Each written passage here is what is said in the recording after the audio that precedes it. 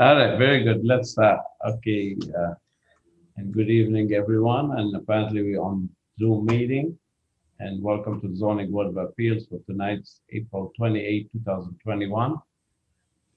It is 6:30 p.m. And I'm going to call the meeting to order. I make a roll call. I'll start. Jim Akabachi, Yes, Awesome. yeah. Mr. Richard Conte. Yes, here. I have Chris Conte. Mr. Richard Sample. Yeah. Mr. Jake Morrison. Here. Ms. Devenese, I think she's down, and myself, the chair, Nazi Aflasi here. We're gonna do some preliminary business, the minutes for March 24, 2021. They've gone round and round and round. Chris did a good job of straightening out one that we had an issue with. I believe it's correct now, and I think I've reviewed it. I move that we approve as presented in the final form. Okay, I have a motion by Jim. Do I have a second? Second, Richard Semple. Second by Richard. All in favor, say aye. Richard? Aye. Chris? Aye. Jake? Aye. Jim? Yes, yes. And myself, Nazi, aye. Okay, we're gonna move to the continued public hearing. Mr. Chairman, Veronica just logged in. Okay, good. Veronica, you on? Yeah, I'm here. All right, so for the record, Veronica Devenese is here, added to the roll call. So on the continued public hearing, 2-21 Settlers Glen, I guess they have a continuance, you said, Sonia? They asked for continuance? Yes, it's written that way on the agenda, Naz.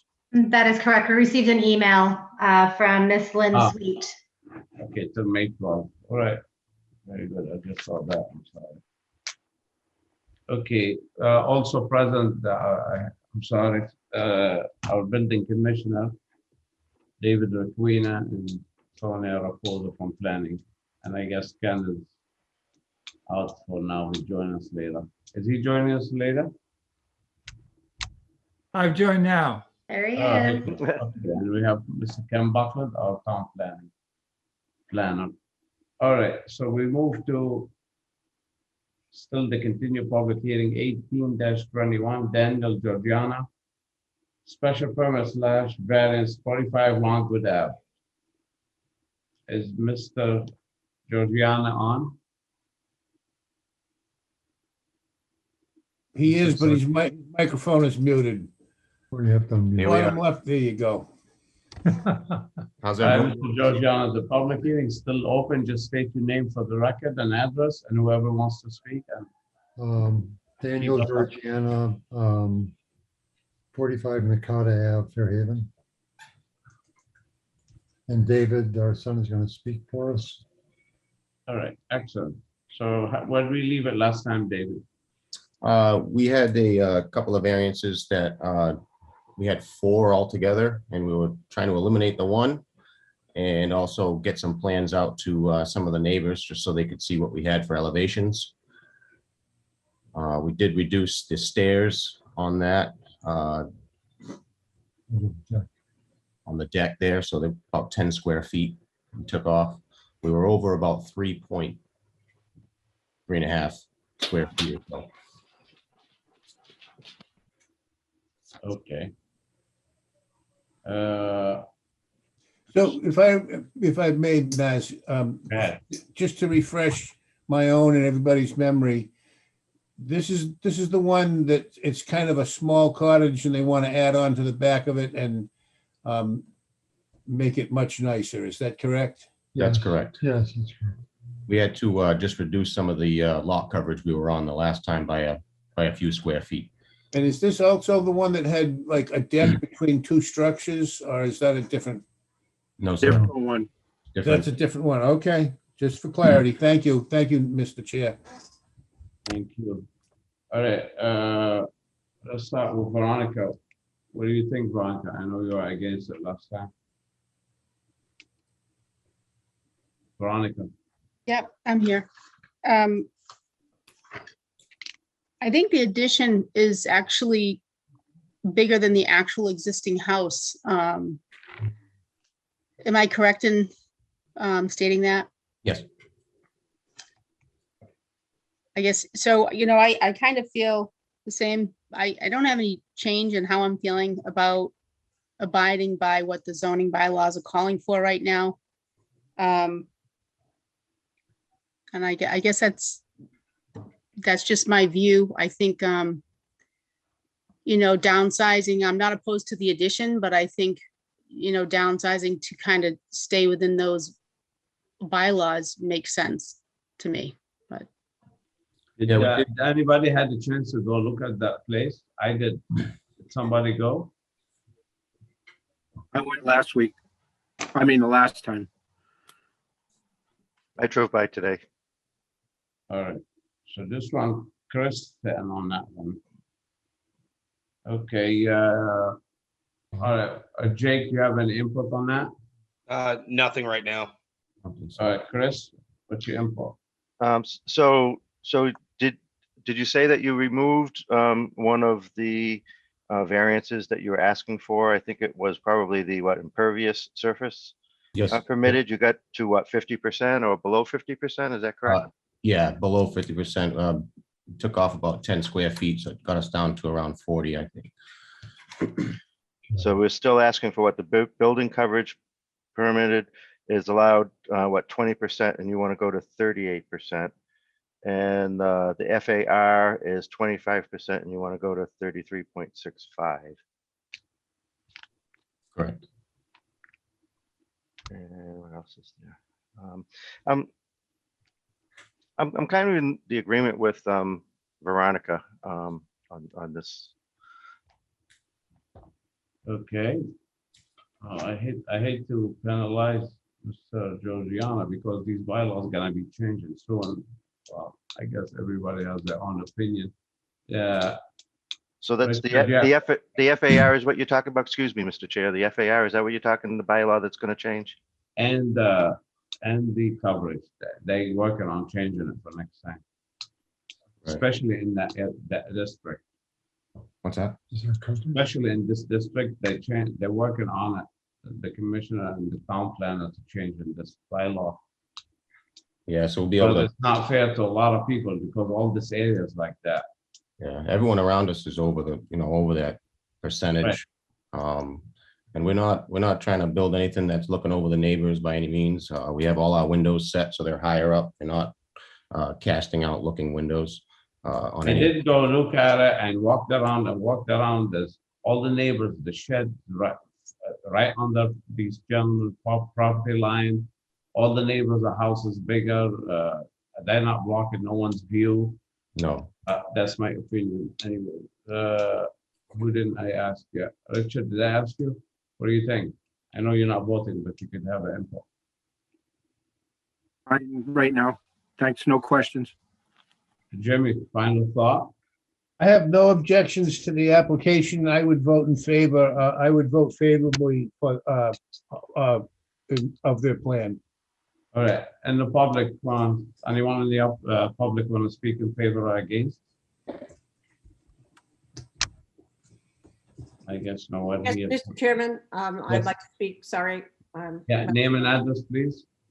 Jennifer Hickson, 15 4th Street of 25 years from onset. I'm one of those people that is in the west side. So this house would overlook my backyard. I still haven't been able to see real architectural plans. I know that they're present. I looked on the website and couldn't find them. Maybe I didn't look in the right place.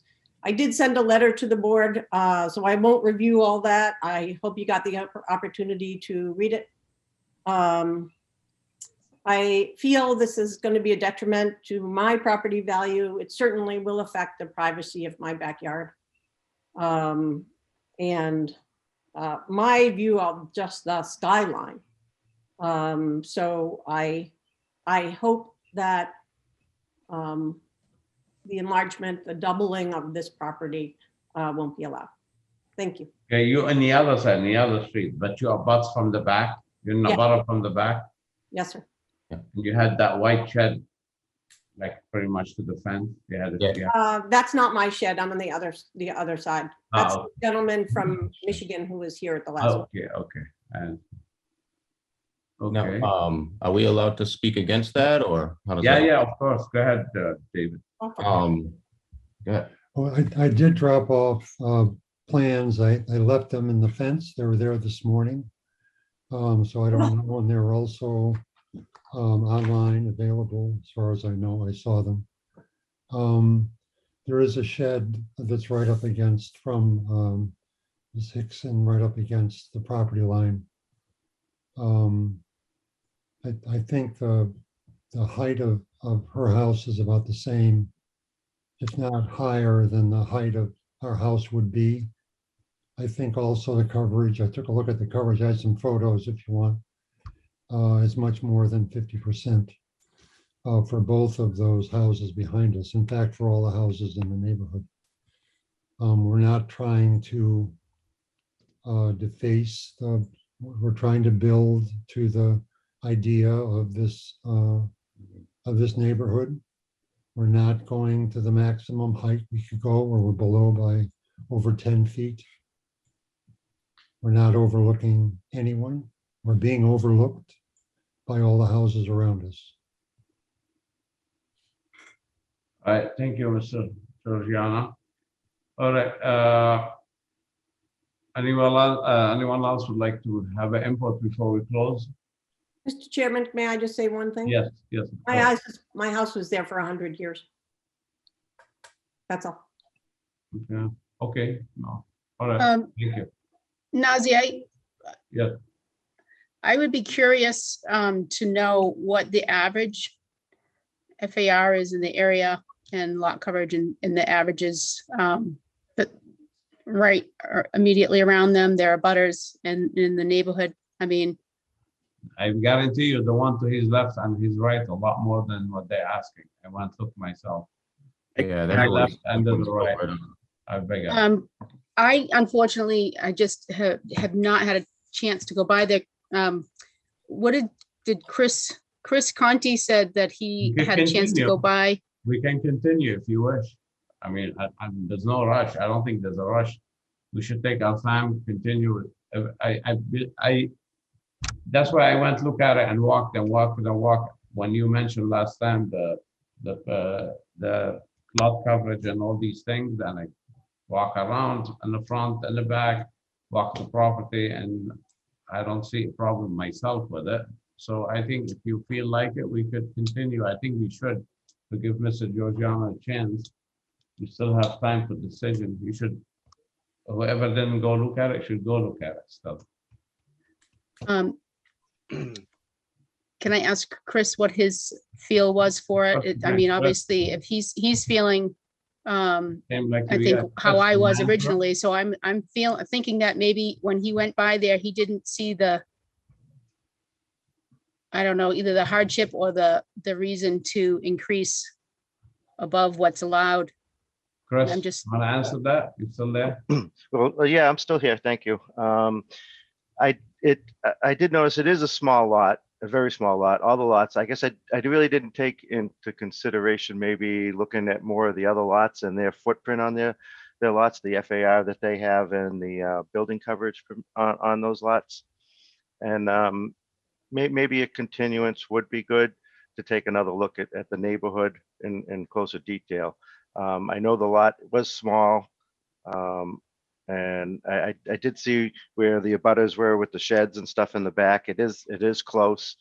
I guess I have a question too about the layout of the new addition. And now it looks like there is a second floor on there, but it's not really living space. Is that correct? It's just is there a porch or a balcony out? A porch. I noticed you said there was a balcony, but you can't really walk out on the balcony. Yeah, so there's there's a lower porch that we're actually keeping that open ceiling. So it's got like a cathedral look on the lower level on the first floor. So that has no living space above it by any means. And then on the back in the center, underneath the ridge line, we planned on putting a porch in that area, which is like an exterior porch, but it's just underneath the roof line, so it's not actually projecting out. So there's no real, there's stairs to go up to that second space there? No. Or it's just open? Yep. So I know the neighbor in the back of you, she's a little bit worried about to me, it seemed like kind of like the height, which I know he's well within zoning on the height of that pieces. But I was a little bit concerned about, the back neighbor, as we always are with neighbors. Yeah. On what their thoughts are. Yeah, no, absolutely. We did take into account for the neighbors, with windows and all that, just for privacy, of course. We're not trying to look over anybody. Also, that second floor area, that porch, was just kind of to utilize that roof line space. Otherwise, it would just be more attic area than anything.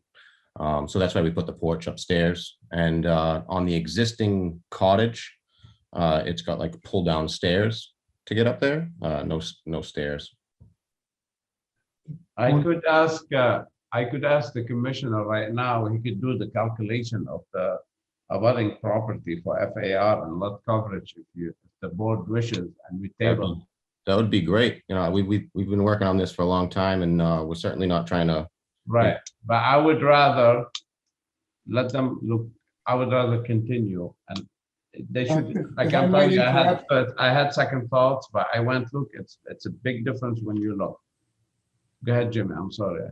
Yeah, I just I think that the commissioner's got a lot of work to do, and putting the burden of going out and figuring the FAR on all the abutters. I really don't think that's the commissioner's job. I think the applicant should bear that burden. Maybe the commissioner could guide him or help him, or that's just I get where you're coming from, Nazi, and I agree. I'd like to see the applicant come back with information that seems to be in question by Veronica and Chris, FAR on the abutters and the average of the neighborhood, the average height of the neighborhood, yada, yada. So that, and maybe some elevations so that people can see what architecturally what they're doing is looking like. I'm just encouraging the applicant to get as much information in the record as pertains to the questions that have been raised, and hope that board members that are, uncertain will get out there and look and see. I'm pretty familiar with that neighborhood, and that's why I have no issue with moving in a favorable manner. That's my only thought. I think it's best, Mr. David, right? Yes, sir. Maybe you ask the commissioner to give you guidance how you do the calculation for the most neighbors, like your left couple to your left, couple to your right, across the street, and get us an average. And Ms. Devenese and maybe Jake take a walk there, and we'll see it. We'll hear it next on May 12th. Is that all right? Yeah, absolutely. Nazi, if I may speak. Yeah. I did go by that neighborhood. I was just confused at the beginning, but I don't have a problem with this project at all. And for any of you guys, the board members or anybody, what helps me out a lot when each project that we look at is I go on Google Maps on my phone or my other computer, and I can actually see the surrounding neighborhood. And this neighborhood particular, you can see that all the houses are very, very large compared to this house. So I don't have a problem at all with this. That's it.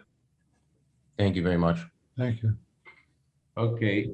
So anyone else on the public want to speak? Mr. hear Chairman, none. Yes. I just ask one more question, just for clarity. I did email a letter that I don't see is listed on the public board. Yeah. So I just want to make sure my letter gets to. Members. Yeah. Thank you. Well, Or thank tell you. me how to- Is Sonia still on? Maybe she posted that letter. I emailed it yesterday. I just wanted to make sure it got onto the record. Yeah, they're very busy in that board and that Yep. department, so we shouldn't get to it. All right, thank you. Mr. Chairman, I have a couple quick numbers. I don't know if it helps to move this along. If the board wants to hear them, I can give you the house to the left. And Okay, let's hear it quick for the heck of it. so 43 Longwood Ave is 71%, and 47 Longwood Ave, I'm trying to wrap up the calculations, but it's pretty close to that as well. And that's impervious or lot cover or FAR. FAR? Yes. Yeah, Thank you, Big. Chair. big difference. I mean, they're all, you could tell on the map, they're huge. Yeah, they definitely got some coverage. All right, David, why don't you do these things, not our commissioner, Mr. Georgiana, why don't you do these numbers, put them together, and that map with this, put the numbers on each lot surrounding, and you can show us the thing next time. And if Sonia can put the letter of the neighbor on site, on record, and send it to us so we could read it. Also, maybe Ms. Devenese and Richard give a second thought and go take a ride there. And I guess we'll hear it next time. Can we get a motion to continue this? So moved. Okay, we have a motion by Jim to continue until May 12th. I have a second. I'll second. Second by Veronica. All in favor, say aye. Veronica? Aye. Jim? Aye. Jake? Aye. Chris? Aye. And myself, aye. See you on May 12th. Thank you. Thank you. Thank you. Thank you. Very good. Before we go forward, TJ Manica, we have to make a motion to continue until May 12th. And they sent the letter. Can I have a motion to continue that to May 12th? So moved, and I move also to send the letter. Okay, so yes, and we have a motion by Jim to continue to May 12th for 2-21 TTCI Manica. Do I have a second? Second. Second by Veronica. All in favor, say aye. Veronica? Aye. Jim? Aye. This one is Richard. Aye. Jake? Aye. And myself, Nazir, aye. So that also continues. All right, very well. The second continued public hearing, 19-21, Emily and John have Hebe, care of Attorney Ihishara, and that's 43 Marine Ave. And Councilor, the public hearing is still open. Just name and address for the records. And Yes, thank you, Mr. Chairman. Margaret Ishihara, attorney for Emily and John Hebe. Emily Hebe is also present with me today. My address is 2527 Cranberry Highway, Unit B3 in Wareham, Massachusetts. And I believe Mrs. Hebe's present at her home. I am 70 Rose Point Avenue. I'm here. okay, where did we leave it last time, Councilor? So where we left off the last time, Mr. Chairman, is I believe the members of the board, with the exception, I think Mr. Akabachi had already been out there, wanted the opportunity to go out and take a look at the property. Just by way of refreshing folks' memory, this is located in the Rose Point area. It's 43, street address is 43 Marine Ave. We're looking for a variance special permit to build a single family 2-bedroom home on an 8,000 square foot lot with 100 feet of frontage. And this is in zone R30, so that's what we're looking for. We are not looking for any variances or any relief from the setback requirements. We are able to meet all the current zoning setback requirements. And we do have an order of conditions allowing the project to go forward. So I wasn't sure if other the board members had an opportunity to go out there, and if there's any concerns we might be able to address. I did go myself. I believe Mr. Sample went also look at it. This one's Mr. Conti sitting on it. And you said, Councilor, special permit variance. It is definitely a variance for a small lot, except there's no special permit, and it's just a variance, strict variance on this one. So let's start by Chris. Did you have a chance to look at it, Chris? I took a drive out there today, and I did look at it. And I guess I don't really have any questions right now on this. Jake? I got to drive by as well. I don't have any questions at this time. Okay, Veronica? I didn't drive by, but it wasn't a concern for me. I guess how it was situated. I feel for the applicant that they bought it in 2002 and it was combined and they were unaware of what the law is. But I do have a question about whether or not this lot can be sold once it's owned, and is it combined on, how is it combined? I guess I'm wondering if it can be sold. It can be sold, but it can be won't be sold. buildable again. Yeah, the issue is whether, not so much whether it can be sold, you could describe it to just describe this particular piece. The issue would be whether we're able to get a building permit for the home that we're proposing.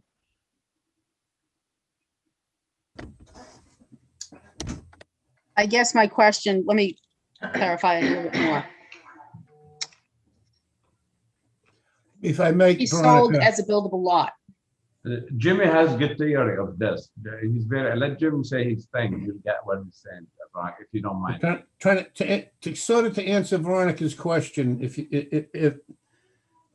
and I'm going to point ahead in our agenda for this evening. We've got an applicant coming in for both 16 and 12 over Jordan Road. It appears to be two separate lots that had two separate houses on them, and they were torn down. And as a result, those two lots were combined and became one. So I think everybody needs to be treated the same. And I noticed in the building inspector's letter, they became joined as a matter of law. Now referring back to Rose Point, when this property was purchased, it was joined as in an automatic way. So I'm not sure that we can issue, I don't believe it's a separate lot. If we want to issue a variance to put two residents on one lot, I don't even know if we can do that. I kind of was hoping that I'd get with town council before this came in front of us again, and we weren't able to arrange that. I don't want to make a decision that the town could turn around and be challenged and sued and be facing damages. That's my concern. If we could find some way of describing this as special circumstances, which again, I'd need help doing, because they're in common, the lots are in common, they're both lots are under the current zoning, and the rules are that they combine. And I'm not saying it's a fair rule. I think it's a very unfair rule, because again, if any of the other billions of people in the world, other than the applicant, bought this lot, it would absolutely be a yes, no problem. So I think what we really need to do is investigate the semantics of the law and whether or not this is a separate lot or not. It's very clear it's not a separate lot, and it's very clear it's a variance, So unfortunately. they're asking for a second residence on a lot that's already built on. That's true. Yeah, unfortunately, that's, Do our bylaws allow two residences on a single lot? no. Then to me, I don't mean to be a stinker, but to me, that's the answer. Yes. Okay, Jake, what do you think? Nothing at this point, at this time. Chris? Well, I kind of agree with Jim then. If it's all considered one lot and they're trying to put two residents on it and it's not allowed, I kind of agree with him. Okay, I guess that's the answer. Counselor, do you want to get a vote? Mr. Chairman, Yes, Mr. Buckland. Under your zoning bylaws, you can have a use variance. You can issue a use variance if you find that the hardship is clear. That would allow you to have two residences on one lot. Still a variance. It's still a variance, Right. but it's a use variance. Is it a separate variance from the one that was applied for, and do we need to re-advertise for a use variance in fairness to the neighborhood?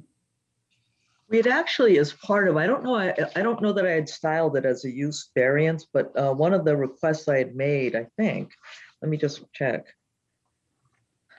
It's not a separate application, same thing. Yeah. So one of the pieces that I had sought in the relief was that we requested variance to build a second principal residential building on the same site. It's a bit of a gray area, I think, but I had actually asked for that in the in our petition. It's definitely a variance. It's definitely a variance. It's the same application, whether it's a use variance or a variance, but it's definitely a The variance. same form, correct? How do you describe a use variance? The same use. The use is two principal uses on the same lot, which is not a use that's allowed. Yeah, it's still a variance. Anyway, anyone from the public want to comment on this? I hear none. I guess the second option for a big addition to the property, as you hear, everybody's against it. So, yeah. I mean, we could deny without prejudice. We could withdraw. So whatever you wish. I've seen this situation in the past where the owner of the original property sold off the original property without the combined parcel under a deed and waited a number of years and found a lazy attorney to sign the grandfathering rights because, you know, in all propriety, once it's been owned in common, it's joined. But they've gotten away with it. I'm not going to blow the whistle on people, but I know I know that game's been played. I also feel that if the applicant went and got every abutter and the abutters to the abutters and everybody else to sign that they were in agreement with this thing, I'm not looking to prevent growth. And if we could get unanimous consent from the neighborhood, then, I mean, you know, we're not kings and queens here. We're just trying to do the will of the people. Chairman, can I ask a question? Yeah. I'm just curious, could they go approach this as being an accessory building of some sort? Yeah, it could be an accessory, but not a residence. Could be a garage, a shed, a barn. Not a residence though. First, they don't even have to come here to us. They can go straight to the building department for accessory building. An accessory structure, not a residence, not a dwelling. You know what I'm saying? So we just had that one, and I don't think I can talk about other, but just recently we had an accessory building that was going to be torn down and rebuilt with rooms and a bathroom in it. That was an accessory building. Right, without which one was it? Remember? It was an apartment. But I think they were in a zone that allowed multifamily or multi-residential. I think they were in an MR zone. That's MR also. That was it was an onset, right? It was an onset. But Yes, that accessory building did not have a kitchen or any cooking facility. Right. Exactly. Well, it doesn't right now, but in the future, what's to stop them? A building permit. What's to stop you going 100 on the highway? The speed limit is 65, you know? We can't predict what people will stop them. I mean, if they violate, they violate. That's a problem. Thank you for your information. Thank you, George. So I just had a clarification request. So The connecting the buildings option, is that something that we would, that is something that was mentioned in the building commissioner's letter also, but we hadn't wanted to proceed along those lines. Is that something that we propose to the building inspector / commissioner and see where that gets us? You have to have like a real a personal, which doesn't stand for a variance, a personal hardship, but you have to have like a handicapped person living in the house. It's like more like an in-law, not an accessory apartment, not an additional unit. You cannot have two dwellings. By attaching it, you don't have the frontage, or you might have the frontage. You need 200 feet. I don't think you have it, and you need over there. You need 45,000 square feet, so you can't have two dwellings. You could have maybe like an in-law, and with the hardship of a handicap or something, and it can't be too big. So that was actually the original Intent. that was the reason that we had, that was the reason that we were proceeding actually on this, is that Mrs. But if Higgins- you come back with the plan, with the addition attached to it, that makes it look a single family, not a duplex. Because when it looks like a duplex, it's a duplex. So now you're back to the variance. So it has to look like a house, single family, but two families are using it in need, so they can cross inside. It's open to each other inside. Doesn't have its own egress. Has to have a legal egresses, but like the people can access from inside, like the in-law lives among the door in it, daughter or something, and has to look like one single family, not a two units. And the board might consider in that matter. So that would be a separate request. That's not included, Yeah. obviously, in this request. Right. So we have to come forward with a yeah, separate with plans. request, and- assuming that this is, Right. I'm not sure which way the board is going. I'm just trying to think a Right. little bit down the line. I'd like, if I may, Mr. Chair, Yeah. I'd like if we could impose on our building commissioner to respond to planners' comments about use, that we had, we could wiggle our way into this with a use variance. What say you, Mr. Requena? All right, so under 613, you can have a second principal residential building on the same lot. That's done by a variance unless a two-family or unless a multifamily is allowed by special permit in that district. So it would still require a variance under 613, and the accessory apartment would also require a variance under Article 3. What Mr. Chairman just explained is having the addition on the house without a true separation is not an accessory apartment. It'll meet, it should meet and can meet all of the dimensional requirements, and it would be a permit allowed by right. Would not have to come back to the board as long as it was not laid out as an accessory apartment. If it didn't have its own kitchen and it met the front setbacks, the side and rear yard setbacks, it could be permitted by right. So I'm hoping that the attorney for the applicant is listening carefully.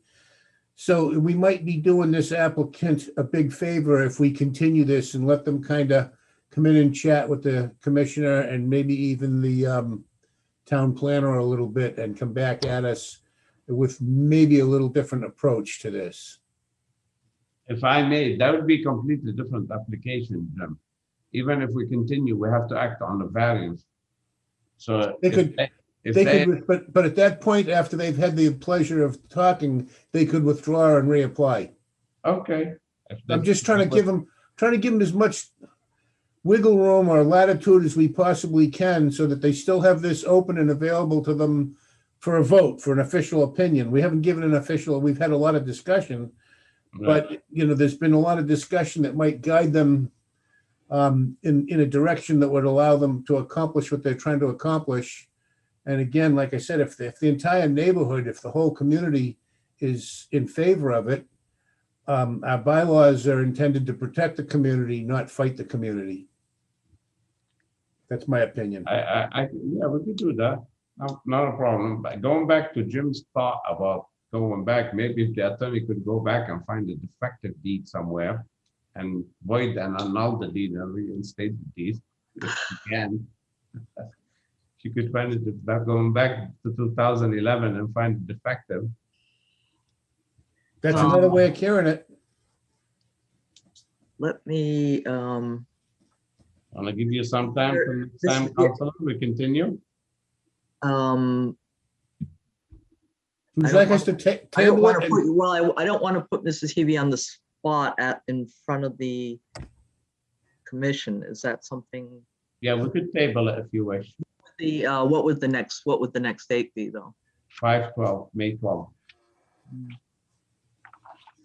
That's fine. That's fine. I'd like to have more discussion about it and see if we can do something. Yeah. All right. Okay, so wishes to continue, Counselor? Yes? Yes, Yes. yes, that's All fine. right, can we have a motion to continue? Don't talk. Make a motion to continue this application until our next scheduled meeting on May, whatever it is, 12th. May 12th, yes. Okay, do I have a second? I'll second Chris Conti. Second by Chris, all in favor, say aye. Chris? Aye. Jim? All right. Veronica? Aye. Nazir, myself, aye, and Jake? Aye. All right, we'll see you back on May 12th to see how we could approach it.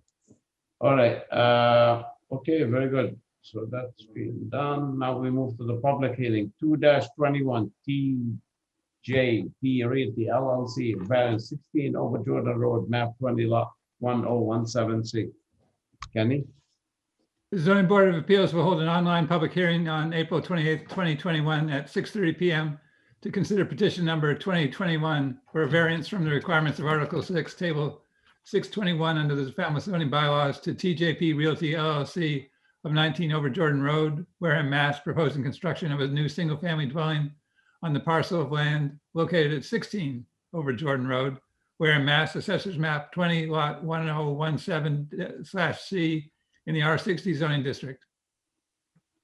Okay, this one, Richard Sample will be sitting on this one. Okay, applicant here, or his engineer or rep. Hi, Mr. Chairman. It's Hi. Attorney Jillian Morton representing the applicant TJP Realty. Okay, let's hear it. How are you? So we're doing 16 first, all right. Yeah. So as you heard, this, and we've already kind of spoken a little bit about merger. We have a situation here on two parcels in front of you. What do you mean? Oh, what Jim said? Right, the mass merger. All right, and that was his own comment. It has nothing to do with the hearing, so we gotta start from scratch. The board didn't engage on that, so Okay. we gotta start from scratch. All right, well, let me give the definition then of merger doctrine, in my opinion, and I know the commissioner is here as well. Yeah. So we're looking for several variances. The one that I want to discuss here first will be the mass merger. So that law that and really what that is a law that protects undersized adjoining lots that are held in common ownership will be treated as a single merged lot for zoning purposes. And the purpose of that law was put in place, kind of the case law behind that, is to try to minimize nonconformity. It's to try to get back to the original code, which is an understandable thing for case law. Here we have a situation where we had three residences on over Jordan Road. If any of the members or the chairman was able to go over there, they were cottages. This obviously is in a coastal part of town, in the floodplain as well. And we had a situation where two of the lots, the properties they all had houses on it, and two of the lots, the houses were demolished. And as you can read in the letter from the commissioner, that created a merger issue. So we are in front of you here to try to break the merger. And what I want to explain is that merger, again, and the commissioner can correct me if I'm wrong, but that's for vacant lots. So when we did that demolish did happen. It created a situation that made it a lot without a house on it. We're looking for a variance. I think the situation, the land, the parcels, what we're seeking warrants a variance in this situation. The 3 lots, they've been there since the 1950s, I believe was the first build cottage as well. You can see the renderings in your packet, hopefully, of the builds that we're proposing there. This is ideal coastal living for people in Wareham looking to be in that beautiful area of town. So it would be extreme hardship to the client to be able to not build there and it to be merged. The history of the lots, the fact that they weren't vacant, there were homes there, I think is a unique situation. As far as the first threshold with the topography of the lot per the statute of 40A, these are unique lots. So you can see on the site plans, there's all different sort of coastal banks. There is wetlands. I'm not sure what Ken's sharing, if he's sharing the site plan. Okay. Yeah, so you can see there, is that, and that one's 16, okay. So it kind of shows the septic there. What's helpful too, and I didn't submit it, but I know that there was a comment about looking at the other lots in the area. So these, this lot particularly, we're talking about 16 is 0.63 acres. And most of the other lots down that road are 0.3, 0.19, 0.3. They're actually half the size. So these are, even though they are under the threshold of the square footage necessary in that district, they still are good size. And what I'd like to do is kind of see if there are more questions regarding the merger doctrine. I know in my research with the cases, they give substantial deference to the Board of Appeals for the specific area of what they believe if it needs to stand or they're allowed to break it in certain situations.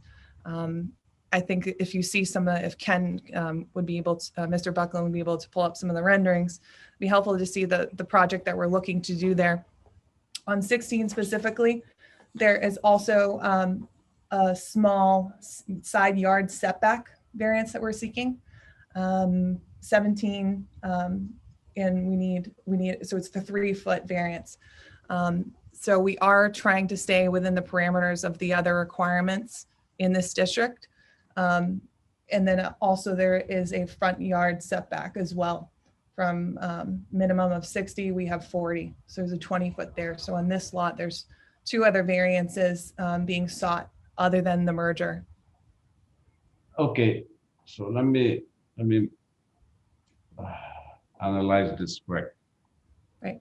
So we're sticking with 16 Jordan. Don't mention 12 now. 16 over Jordan. So there were 3 lots, 3 houses on that back in the day, and they tear them down. 3 on 16 over Jordan. There is 1 house. 1 house, and they Right. tear it down. Now it's 12 abuts it. I don't have a plan to. 12, actually, I have a great visual of the GIS map that really is helpful if I could share my screen.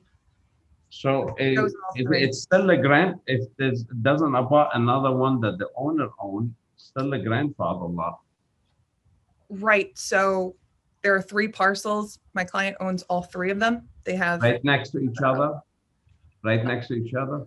right, so it's 16, 14, and 12. Before you go, I'm looking at 12 and 16, which are the 2 outer parcels. And what's on 14? 14, there's a small There's dilapidated, the house? right? Okay, and how big is 14? A lot. 14 is 0.56 acres. Okay, and when was the house torn down on 16? I believe it either was early this year or early, late last year. So they messed up. They didn't get a special permit to rebuild it. They just went tear it down. Right. Okay. Did the board get this? So if they came here before they tore it down, all that they need is special permit and rebuild it. Unfortunately, they tear it down. They lost their grandfather without a special permit. The variances the council is asking about, it's in this matter, the very legit variances, they do have a hardship because the wetland. So it's definitely a legit variance. It does meet the statute. So the biggest question is how the board's gonna feel about tearing down the house without a special permit to rebuild it. I think they need to change contractors. So let's start with Jimmy. Well, it's been, I think they got a little enthusiastic and tore the houses down. And if I would like to see, Attorney Morton said that she had something that might help and might enlighten us. I'd like to see that if we could allow her to share that screen. I'd like to see that. But am I hearing this right? They own all 3 lots and there is still a structure on the one in the middle? Can you see this? That's correct. Okay. The GIS, I'm sorry, through the chairman. Can you just see the GIS map Yeah. for everyone? Okay. Yeah, so we're Okay. talking about And 6. that is good. I'm glad to see that. And so, again, through the chair and to the attorney representing the applicant, would it be fair to assume that the applicant's intention is to eventually tear down the 3rd house and that it was just left there to keep the 3 lots? Absolutely. You know, with the thought of keeping them as 3 separate lots, being a little bit ignorant to the merging rules and regulations. Through the chair, absolutely. On the renderings that you're provided, you can see All 3 of them. all 3. So they're all going to be uniform, high quality homes on stilts.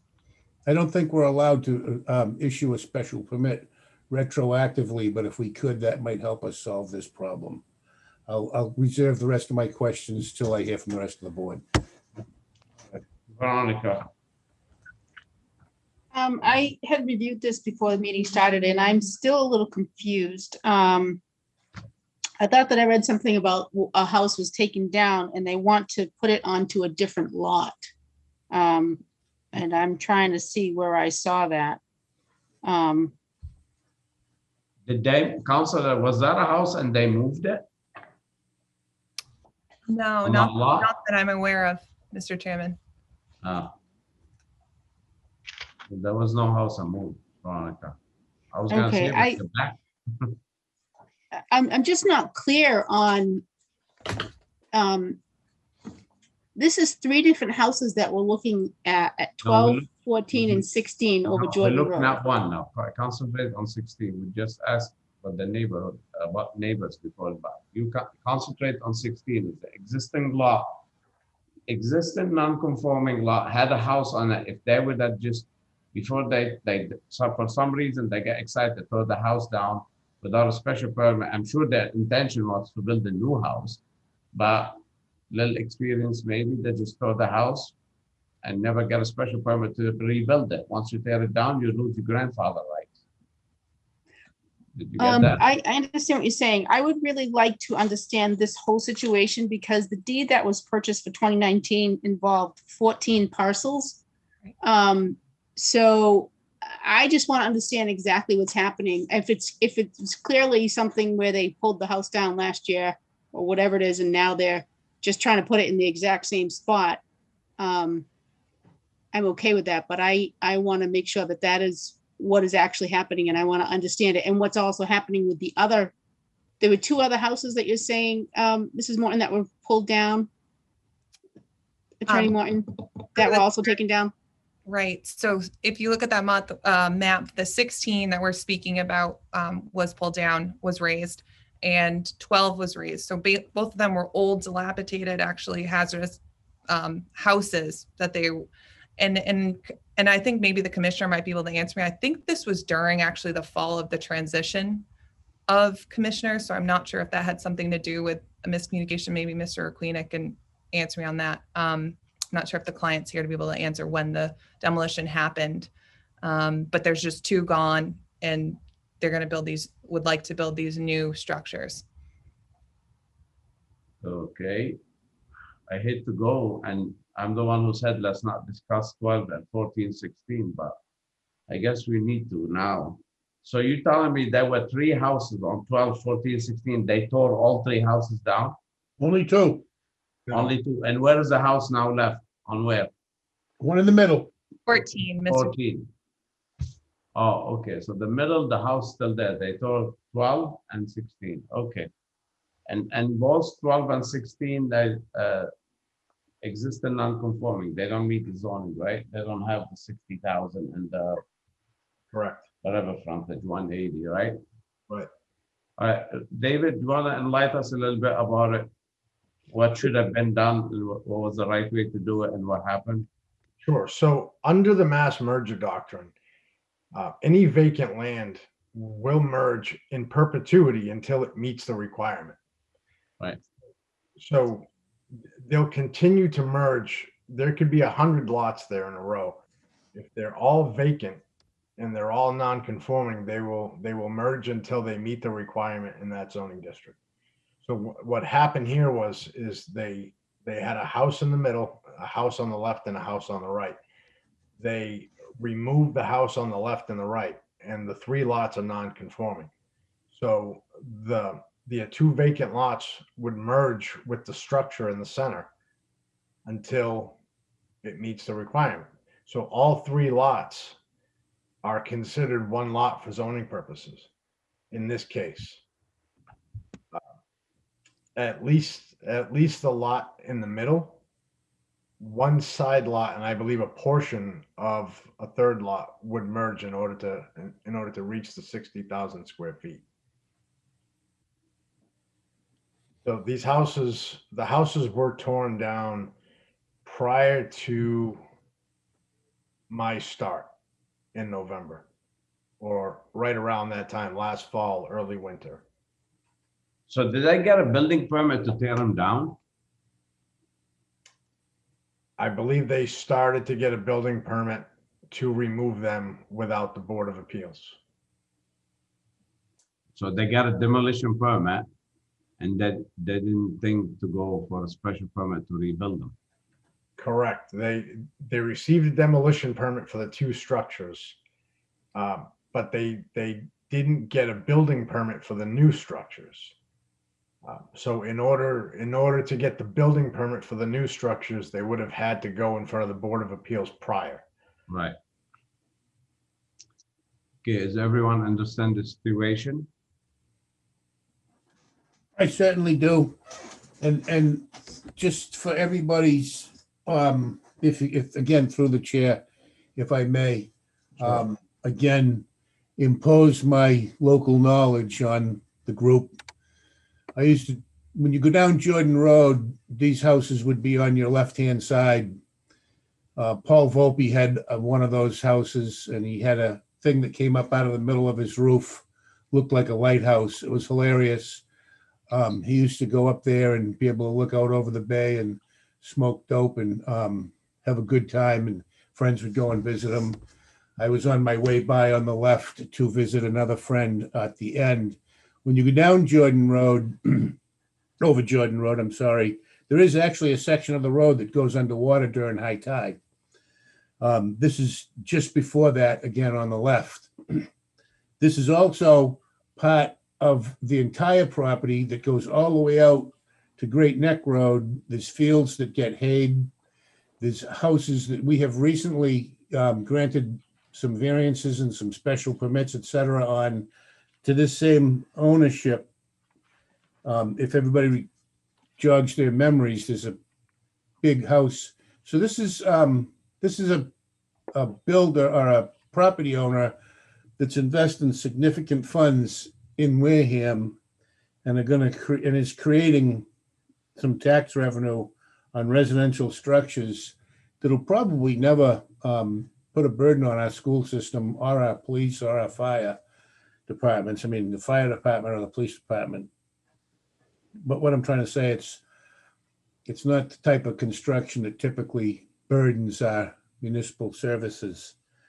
And in this instance, I would personally be inclined to give them a little bit of an oops and try to find again a way to, like I said earlier, either retroactively grant them that special permit or grant the variances as appropriate, because I think what I've seen them build already, what their intentions are, the type of funds that they're investing and the type of buildings that they're putting up, are an asset and a good thing for the town of Wareham.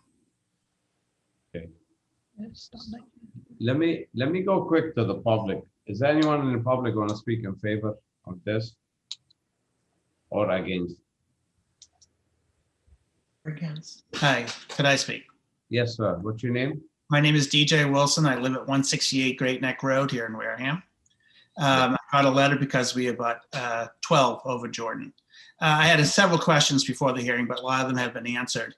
But one remaining question that has arisen is I am a little concerned that if the owner purposely left 14 up in order to build two separate on 12 and 16 and try to thwart the aim of the merger doctrine, because in reality, what you would want to do is have all three come together and get to a better sized lot, in big part because it's next to the causeway that floods, it has wetlands behind it. So I do have some concern about that. And I also, just as a comment, I don't know if the town would then add additional conditions or oversight to this builder who took down two houses without the proper, without doing the proper thing. Let me explain it to you.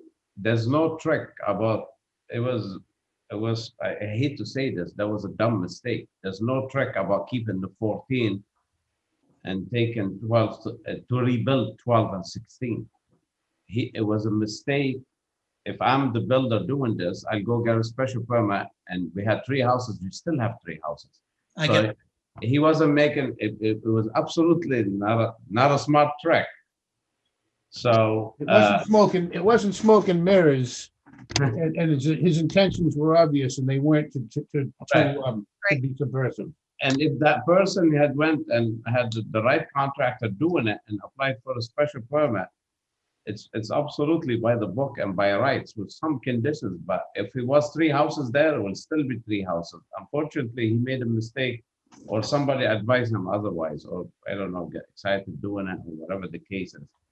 So to answer your question, there was no slick or trick about building 3 houses. There was 3 houses there. Did that answer your question, Cam, somehow, sir? Yes, it has. Thank you. Thank you. Anyone else want to speak on public? All right, we go back to the board. Jake, what do you think? Jake? Hey, sorry about that. I couldn't hit the unmute button. I have no questions at this time. I don't have a problem with this at all. Okay. And Richard, you have something on that? And just to comment on the house that was left, I believe that's the original, one of the houses was the caretaker. And I believe that when they purchased the property, there's something in there to keep him still living there. So I believe that's the reason why that middle house wasn't torn down.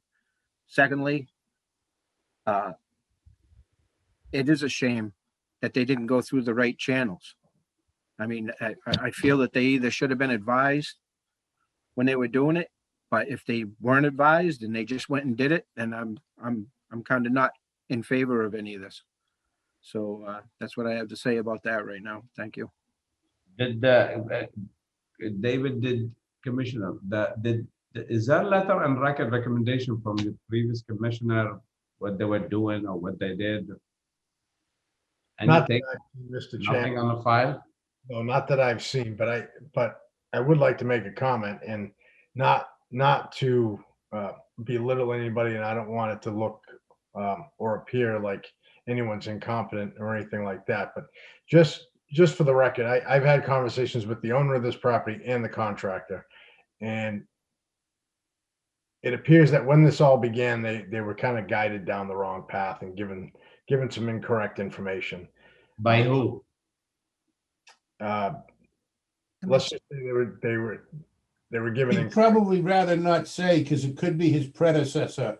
He's the Okay, elephant in the room. all right. Or not. Okay, fair enough. Keep continuing, David. All right. All right, who is it? Chris, you talked about that, right? I guess I have a question about the mass merger. So if these 3 lots were conforming to begin with, and that the one owner owned all 3 lots, they would still remain separate if they were all conforming Yeah. lots to begin with. Of course, if they had 60,000, 180 feet of front, definitely, that wouldn't be here. Right, so they just get merged when there's a non-conformity involved. No, that it just happened. There was 3 houses on 3 lots, Right. and the owner bought them. They'll be this forever.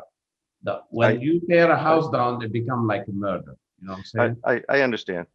This seems a little different than the previous one because it had existing homes on it to begin with. I agree. So, Oh, yes, absolutely, absolutely. It had existing homes on it, and they So were misguided. There was maybe unexperienced, could be misguided. I'm sorry to make that. I didn't say I don't have any problems with it, really. dumb move, but they're probably misguided. Who knows? I don't know. I'm okay with it. Thank you. You good? Okay. I don't know what you guys want to do. Do you want to close? Want to move forward? What do you want to continue? What's your wishes?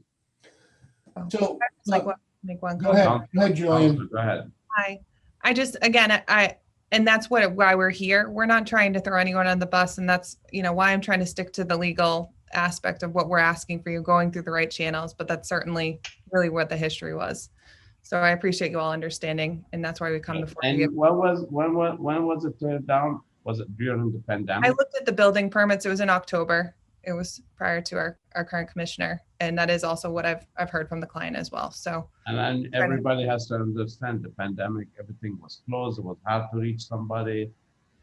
We must take this into consideration. I understand if they tore it down 3-4 years ago, but if it's recent, pandemic, transfer commissioners misled,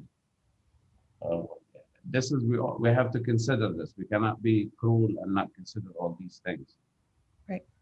That being said, let's move to the setback variances. Is everyone on board that this is because the wetland line, apparently the owner would love to put his house back, but it's a strong variance because the wetland. So is everybody in agreeing with that and with that variance? Veronica, are you agreeing with me on that? Yeah, I do. Yeah, I don't have a problem with this. I was just trying to check to see about any changes or any new non-conformities. I mean, I think that the footprint ought to, I think that's what you just said, that it should have the same setbacks or whatever was non-conforming previously. We don't want to create any new non-conformities. Because I know that the shape of this house is not the same as what was existing, just at looking at the plan. Right. But you guys, this is a perfect example of a hardship of property for a variance. That meets 100% the statute requirement. This one, which one? Richard, you are agreeing with the setbacks variance? I know you're against the other thing, but are you in agreement with the variance for the setbacks? Yes, I'm in agreement. Okay, Jake? Yes, I'm in agreement. All right, and this one, like I said, this Richard, we vote the next one, Chris. All right. Nazir, I'm in agreement with it. Jimmy, you good with it? I'm good. I just, through you and to Richard, I think there might be maybe I'm listening wrong, Rick, but I think you get the feeling that they tore it down without a permit. They were given the permits. They went and got permits to rip them down. They didn't do anything wrong by the guidance they were given. I understand that they didn't do anything wrong, but I just find it hard to believe. Well, I'm not saying that. I just feel bad that someone didn't advise them to say, if you're going to tear it down, maybe you want to, if you're going to put a house back on, you should go this route. And I don't understand why somebody didn't explain that to them. And again, I guess. Sorry, Richard, but they were given the wrong advice. I knew about that matter before. Unfortunately, they were given the wrong advice. They were directed the wrong way. And if everybody remembers correctly, when they were in front of this board on the larger parcels across the way, they at that time mentioned that they had future plans, and they included this in their future plans. There was no bad Hidden intent. agenda. There was no bad hidden- intent here, but Right.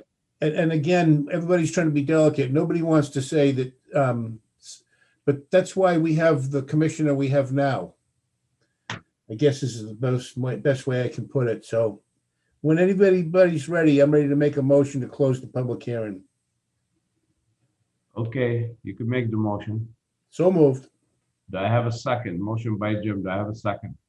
Second, Okay, second by Veronica. All in favor, say aye. Veronica, I, Jim, All right. Jake, Aye. Richard? Aye. Nazi, myself, aye. All right, now on the applicant and the motion for any discussion before we go for a motion? Okay, I hear none. So I guess we have a motion to rebuild the existing dwelling as presented and for a variance and a variance for the setbacks.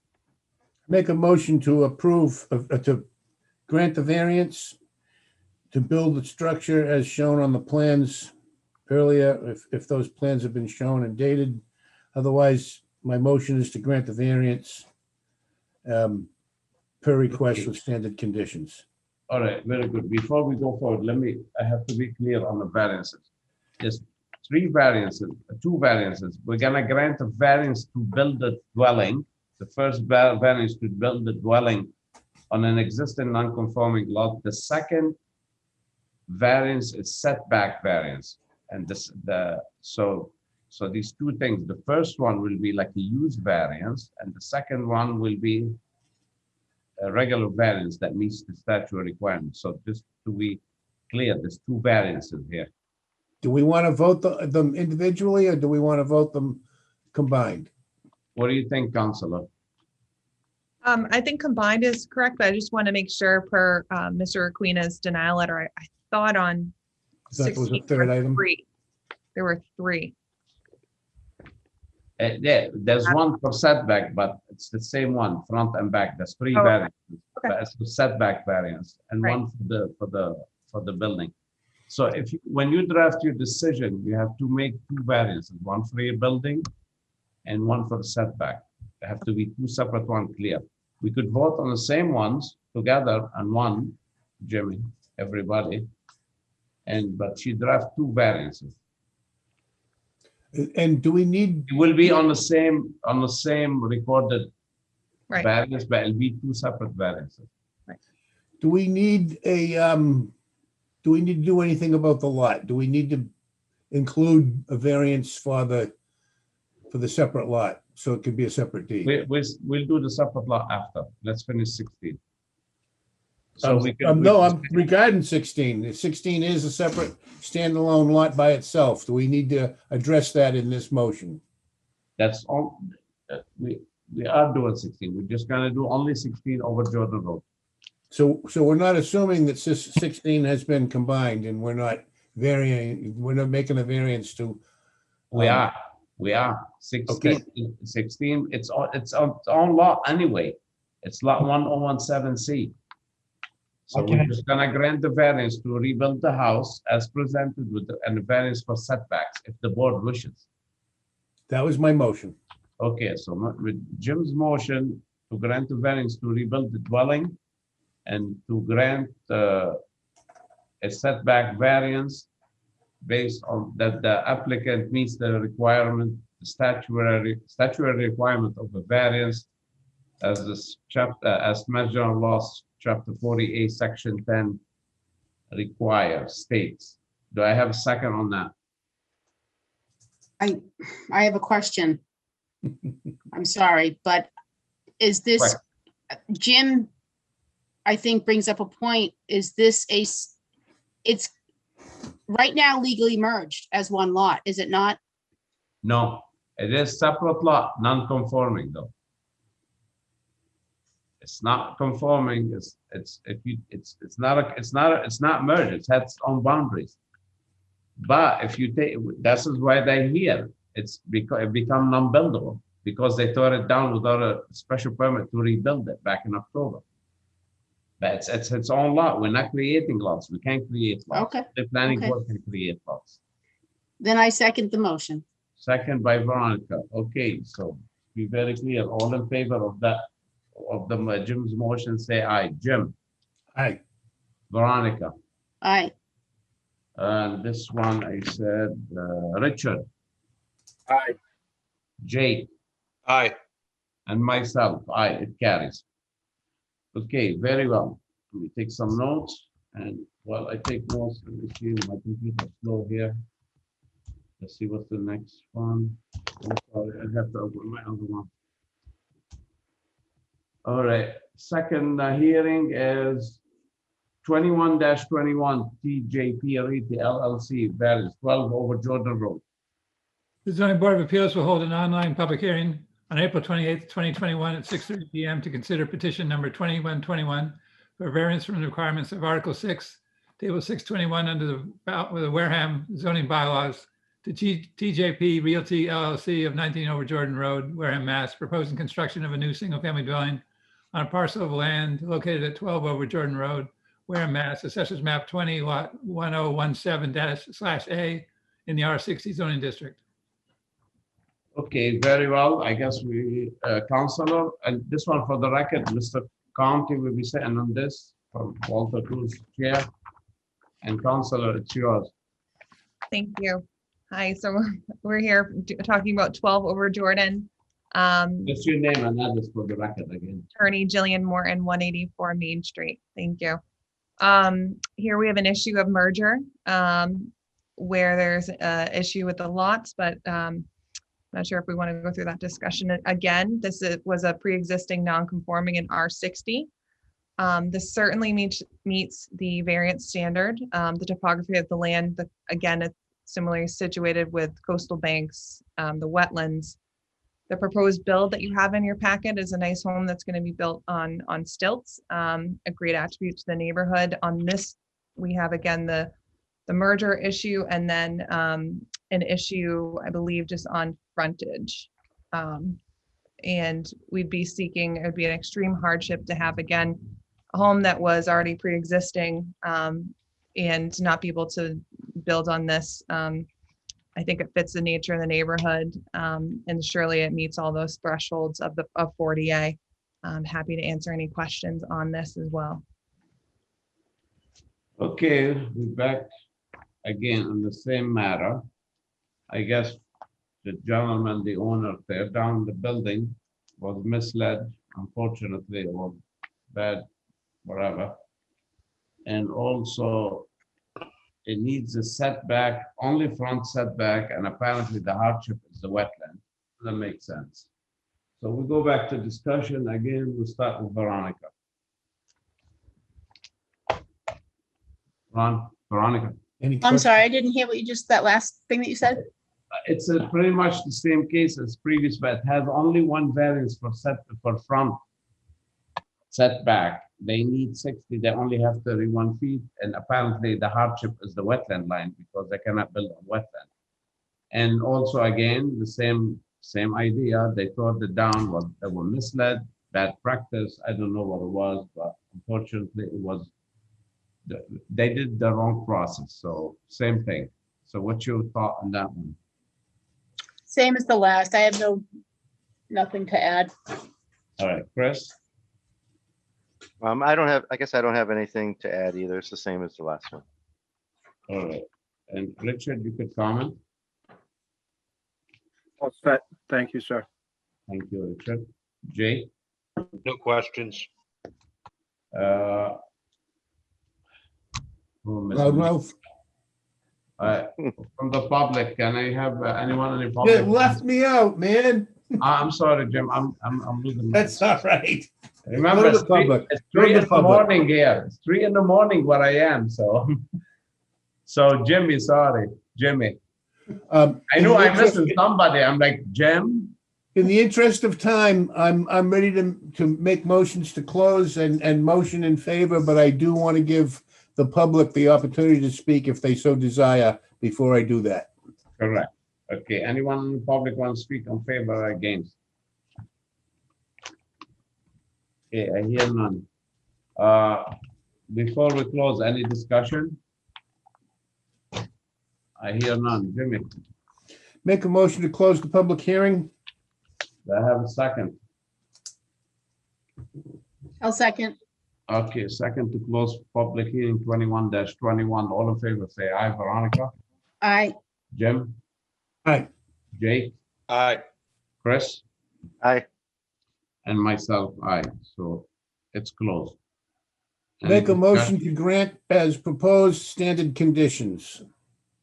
Okay, so again, we have two variances, Counselor, the way you're gonna draft them. One for the setback, for the hardship, and the other one to rebuild the house.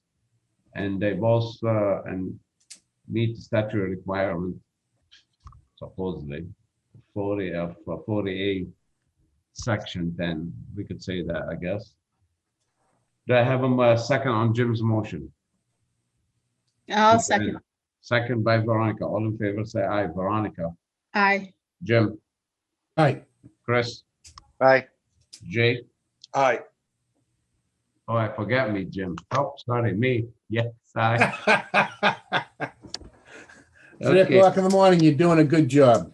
All right, it carries. Hopefully these mistakes will not happen. And I know we have good guidance at the department now, so it won't happen again. And I mean, like I said, pandemic, mistakes, bad guidance. We feel bad. Hopefully it will never happen again at the town. All right, very good. So that's being said. Thank you, Councilor. We're gonna go to 22-21, Beaulieu, variance 25 Cahoon Road. The zoning board of appeals will hold an online public hearing on April 28th, 2021 at 6:30 PM to consider petition number 2221 for a variance from the requirements of Article 6, Table 625, and Article 13, Section 1361 under the Wareham zoning bylaws to Richard Beaulieu of 25 Cahoon Road, Wareham, Mass, proposing to enlarge a pre-existing non-conforming accessory structure in the rear yard of the property located at 25 Cahoon Road, Wareham, Mass, Assessors Map 8, Lot 1037/C in the MR 30 zoning district. Okay, who's presenting the case? Mr. Beaulieu? Thank you, Chairman and Board. My name is Paul Bollier, 149 Pleasant Street, Bridgewater, Mass. I'm the architectural designer builder on this project. As it was stated before, the owner bought the house in 2019 to retire down here, 25 Cahoon Road in Wareham. We did some renovations to the house and we want to do some additions to the garage out back. The garage from the previous owner is a pre-existing non-conforming accessory structure due to the height. So that is why we are before the board tonight. Okay, very well. I did go look at it. There is a garage existing in the back, and I guess the gentleman that, so what's your name, sir, again? I'm Paul Bollier. Paul. There is a garage, right, in the back. He owns is a that garage. Yep, it was an accessory So- structure by the previous. So he wants to enlarge it, and it's set in the back. It seems fine for me. I don't know if any of you went look at it. So I start with Jim. I've looked everything over. It looks like a good plan. I'm all set. Veronica. This isn't a new nonconformity, right? It's already, Yeah, it's there. They yeah, have so why garage is it a variance and not a special permit? height? That they're over 20 feet. Right, Paul? They need a foot and a half. They need us to say okay to a foot and a half. Paul, do you They need have a height foot and a half variance? on the existing, right? Correct. So So it's, I believe it was written in your bylaws, or at least me and Dave figured it out this way, that it seemed like it said that even though it was pre-existing non-conforming, that we would need to extend anything from that roof line, come back to the board for that I extension. think that's an existing conforming lot. I think so. How big is the lot? How big is the Is- lot? It's almost an acre. is it because it's an accessory structure? Correct. Correct. Yeah, I have no problem with it. Okay. All right, this one. This one, Richard, what do you think of that? The way it's presented, sir. What's that, Richard? I didn't hear you. I'm fine with the way it's presented. Okay. Jay? No questions. Okay. Anyone in the public want to speak in favor or against? I hear none. So let me just read the commission letter quick.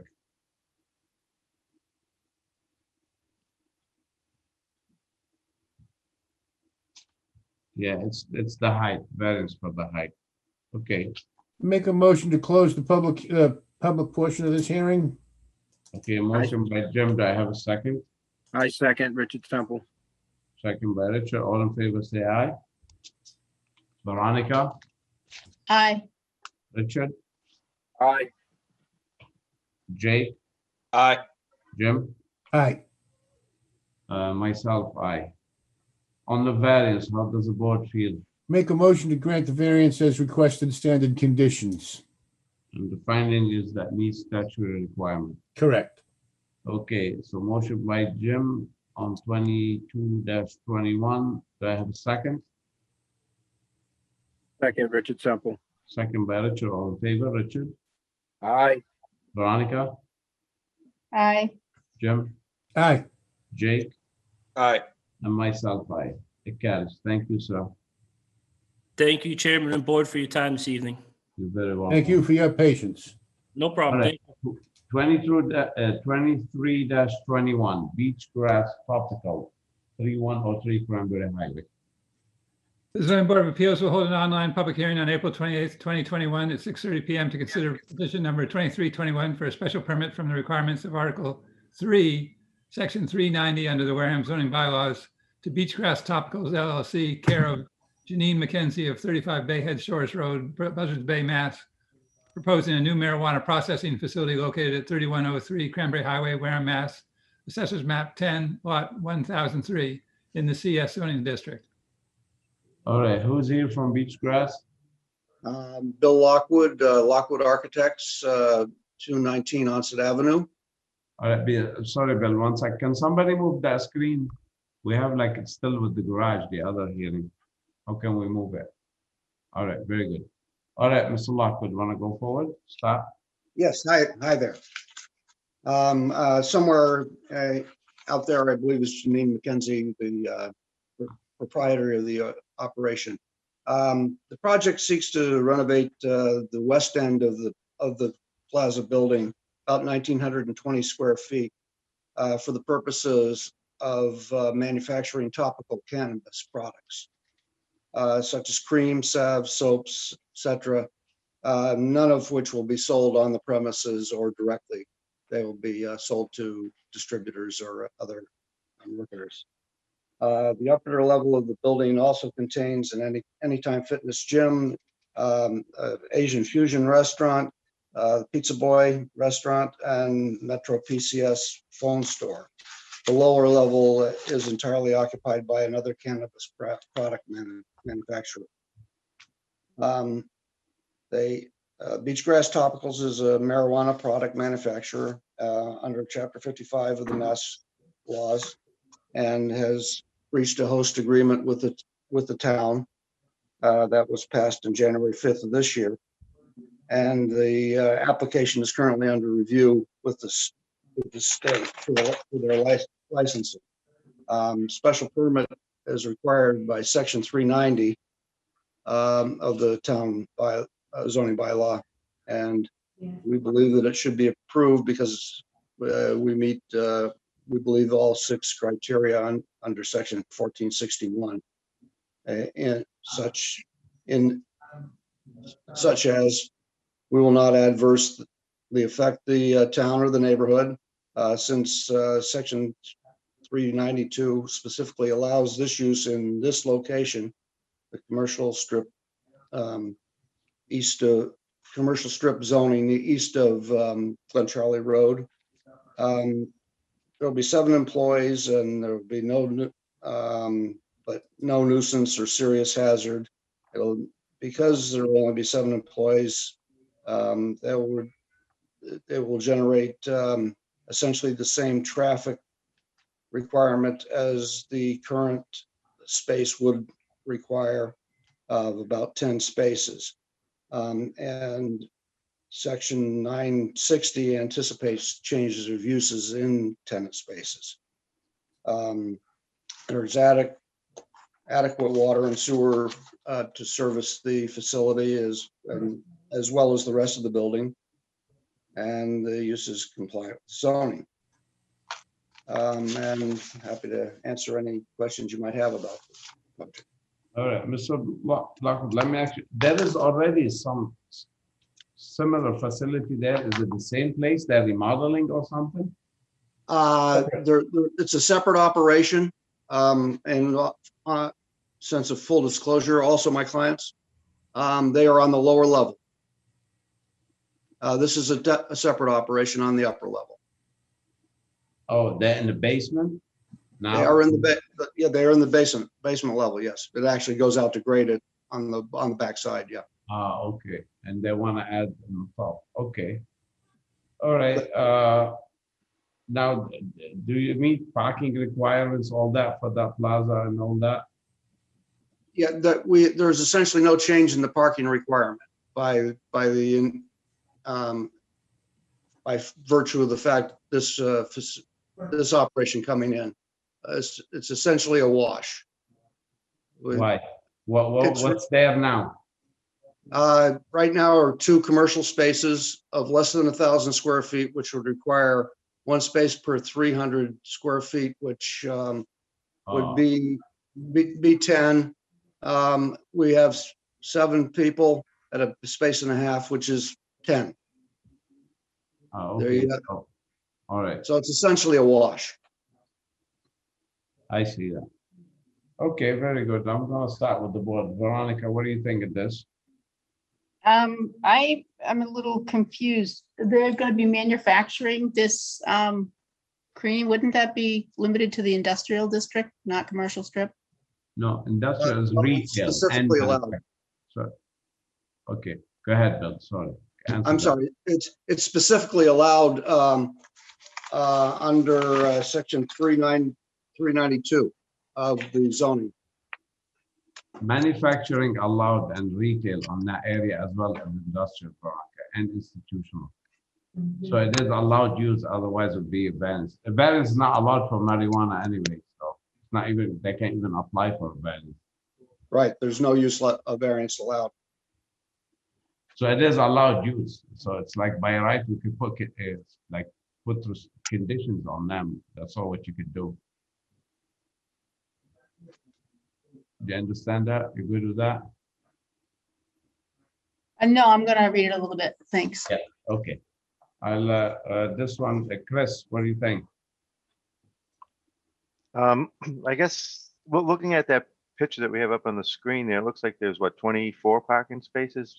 My concern was kind of the parking that, I don't know, that plaza. I guess I'm not sure how it gets determined how many parking spaces are needed for that whole plaza.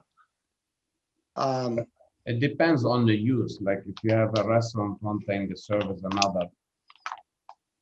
But right now, we're gonna discuss, because that's an existing plaza, we cannot discuss the other parking. Those units that Mr. Lockwood said, it says 300 square feet, right, Mr. Lockwood, per car per 300 square feet? Per unit of space. Right now we're combining two rental units, each of which are less than 1,000 square feet. Okay. As such, they would require 1 space per 300 square feet. The total space is 1,900 square feet. That requires 10 spaces. How do you get 10? Doesn't require 10, it requires less. 300 goes into 1,900. So like 6.5 space, say 7 spaces. It requires, and how many parking lot was set aside for the previous use? I'm sorry, I misquoted myself there. Right. When it's under 1,000 square feet, it's 1 per 200 square feet. When it's over 1,000 square feet, it's 1 per 300 square feet. Right. So, and that was set before. There were 10 parking spaces set for the site for that condo. Now instead of 10, we need 7, but we have 10. That's what you're saying, right? Well, we'll still need 10. Because it's 1.5 spaces per employee. Oh, okay. I see that. And you have the 10. Presumably, yeah. In addition to the 24 spaces, which are lined on the pavement in the front, there is at least room for 50 other vehicles in the unpaved area in the back, although it is not differentiated as That such. gravel area. Yes. Okay. Now, did you take in consideration like the highway took a big chunk of it in front? Are they are the whole plaza reconfiguring their parking lot because it took a lot specifically on that parcel? It did move the line back, but I think there'll still be sufficient space left after the taking to allow for the spaces in the front, or at least most of the spaces in the front to remain. Okay. Well, we might need something like showing They that. lose 2 spaces with the new taking. Right. 2 spaces they lose only? Correct. Okay.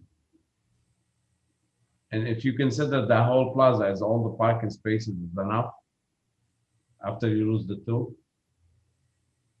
I think it will. I've been there many, many times because this will be about my 4th project in that plaza. And I have never seen it approaching anything like capacity. Right. How big is the whole plaza? Do you know? Overall size, I do not know.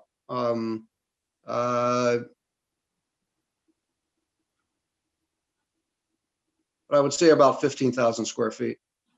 40% of 15,000? Mr. Chairman, can I just say something? Yeah, of course. So he's just looking for parking spots for his employees because there's no customers that are going to be coming and going out of there. Is that right? Right. That is correct. Yeah, so it's basically the people going to come that are going to come every day, the same ones, are not going to overcrowd it at any one time. So that's my thoughts on it, seeing that there's no customers coming and going and you're going to have employees only. Doesn't seem like it'll over jam that parking lot. Right. Thank you. I understand, but this plaza should have almost 50 parking spaces. Does it have like 50 now? I think there's if it were lined and properly laid out, I think you could accommodate at least 70. Okay. All right. Jake, what do you think? Nothing at this time. Jimmy? Just for my own clarity, they're gonna make creams.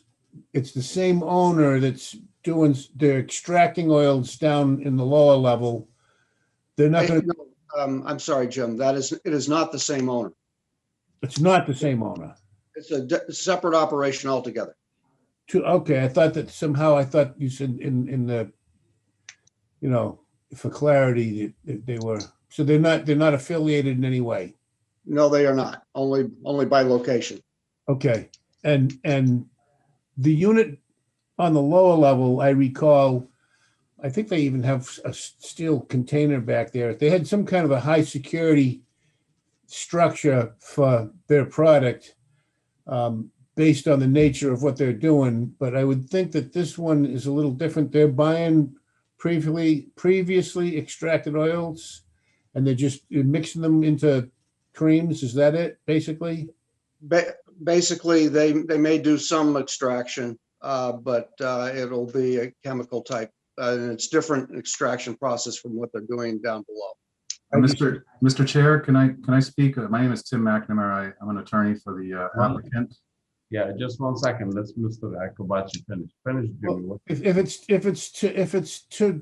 it's to address my question, I'd yield to the attorney.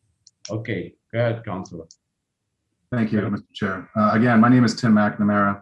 I'm a lawyer at the firm of McNamara and Yates in Mashpee at 54 Market Street. I've been working with the applicant for some time now on her permitting and licensing. So I think that I volunteered to speak up just because I'm probably more familiar with the business than most. The applicant below, or the previous client of Mr. Lockwood's is T-Bear. That's an operating, the first successful manufacturing licensee in the state, actually. So, and they're doing very well. What they're doing is extractions. So they're actually using ethanol for an extraction process, which is in the building to the rear. And so that is that is a special type of C1, D1 building where there's a lot of solvents being used. My client is not doing anything like that. And in fact, she's a much smaller operator. She has a much smaller footprint in this area. It's a very small unit, probably one of the smallest in the building. All she's doing is she'll take the material that an operator like T-Bear would create. So they would use a solvent to extract the oil from the plant that would result in a crude sort of oil, and they'd refine it a little bit, and they would sell it to another manufacturer like Janine or Beachgrass Topicals, and she would then integrate that refined product in her unit with just other natural ingredients like shea butter. We're working with a group that produces cranberry seed oil locally, other oils, and Janine could probably talk a lot more about her recipes. But really, there's no the scale is a lot smaller than what's going on in the unit below.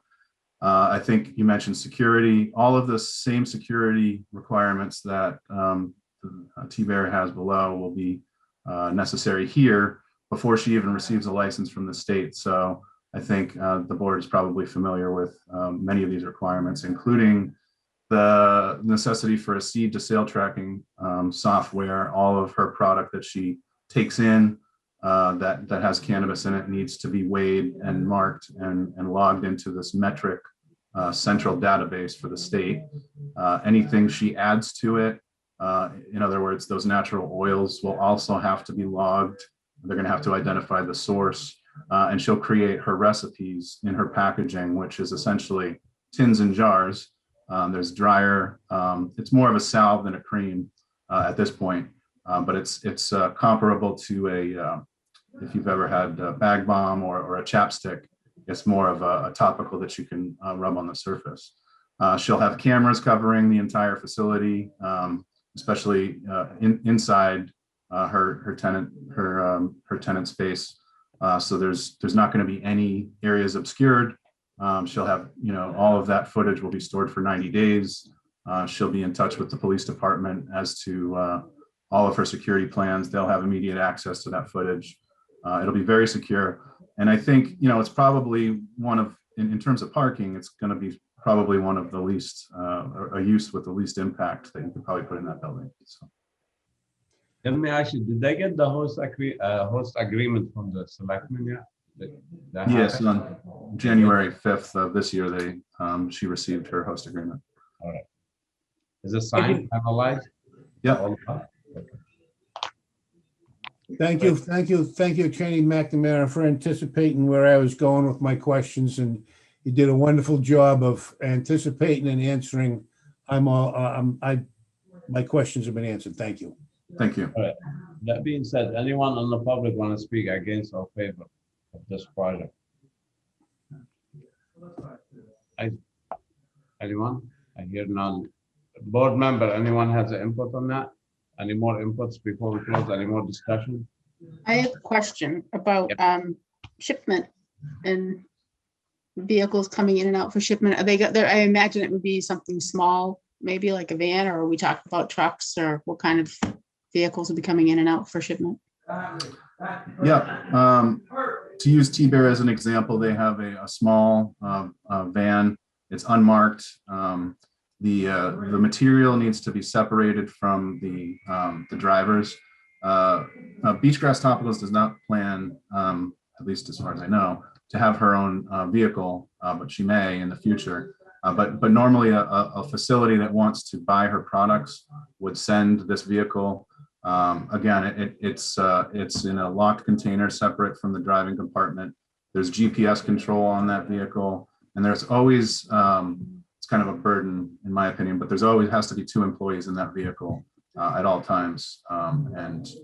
So there's some pretty stringent regulations around it, but I don't know, perhaps Janine could speak to how often.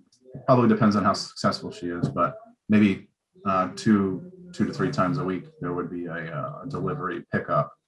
When that happens, again, it's more time consuming than a restaurant pickup probably, because you have to weigh the material before it leaves. It has to be logged in a manifest, and then you have to have that weighed at the destination as well. So it's a little more stringent than a normal delivery, but in all likelihood, it's not going to be that much more of a traffic impact. Yeah, Veronica? I'm just looking at where that would be probably going out the front of the building, because I don't see a door at the rear. I'm assuming it would be coming out the front. That's correct.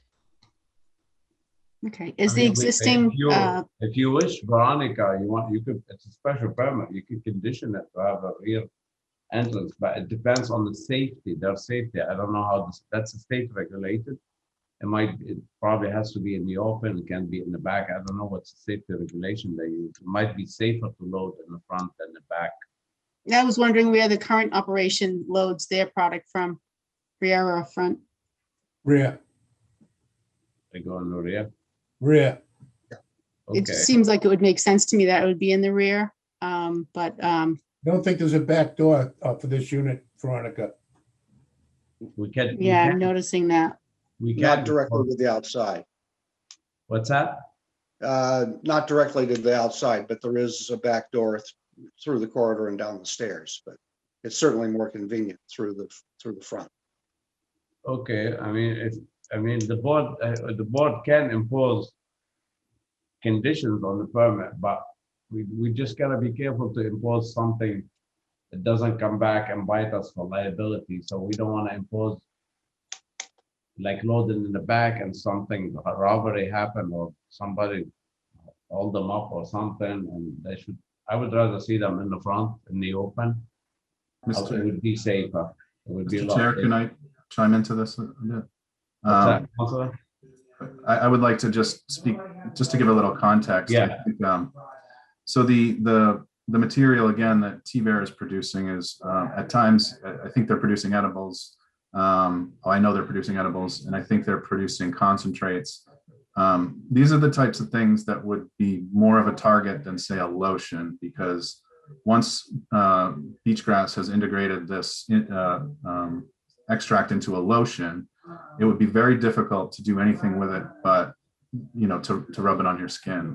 In other words, you couldn't really take that material out and consume it with your mouth. I mean, you could eat it, I guess, but it wouldn't be appetizing, and you wouldn't be able to smoke it or vape it. So I think that the security risk is less, is what I'm saying. Okay. So I don't know, Veronica, would you like to see loading dock in the back? I mean, we could impose that if you wish.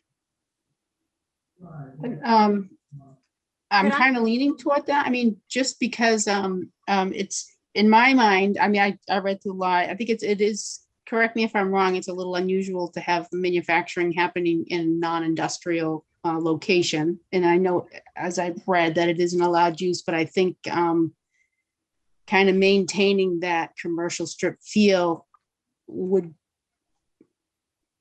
I think a loading at the back would Okay.